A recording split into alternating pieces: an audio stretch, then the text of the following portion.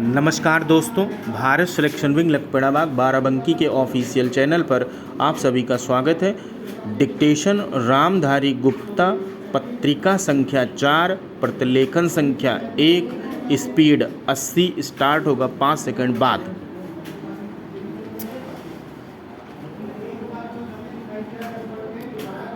आदरणीय महोदय, हमारे इतिहास के इस अत्यधिक कठिन दौर में आपने मेरे प्रति जो विश्वास दिखाया है उसने मेरा हृदय छू लिया है।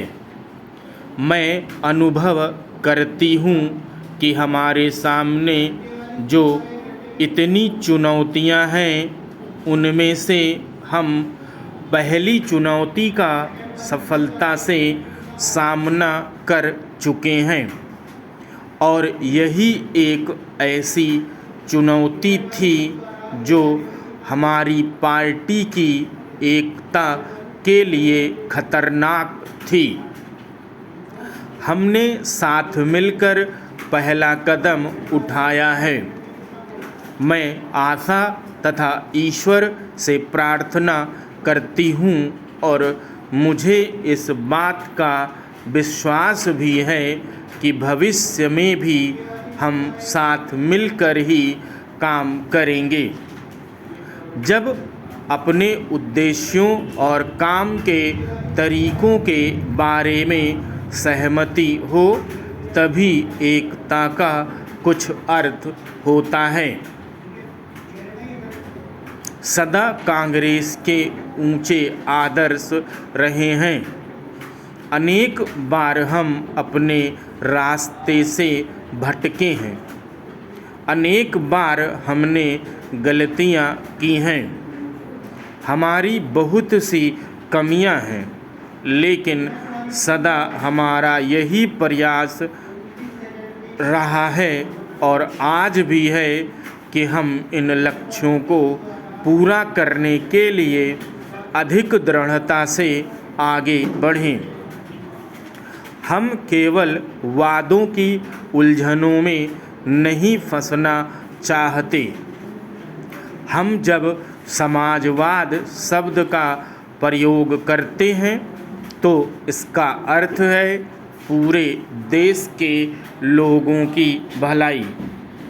गांवों में रहने वाले भूमिहीन किसानों की भलाई, जो गरीबी का सबसे बड़ा कष्ट भोग रहे हैं। हमें इनकी भलाई के लिए भरसक प्रयास करना चाहिए और उन लोगों की भलाई के लिए भी जो कारखानों में काम करते हैं।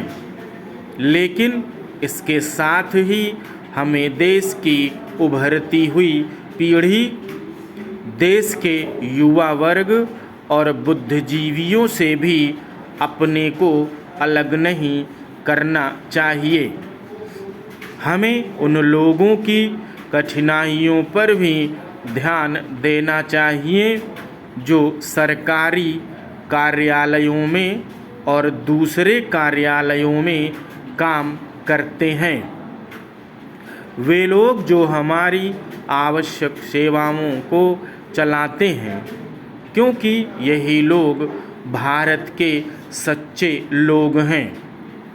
इन सब लोगों की ओर हमें पूरा ध्यान देना चाहिए और यह देखना चाहिए कि हम इन लोगों की अनेक कठिनाइयों और समस्याओं का किस प्रकार तेजी से हल निकाल सकते हैं।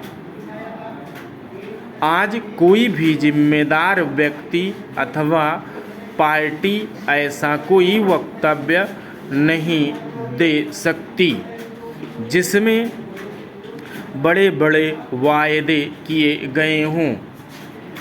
स्वतंत्रता के बाद के कुछ वर्षों में हमने बहुत उन्नति की है, लेकिन इसके साथ ही परंपराएं भी बढ़ती रही हैं।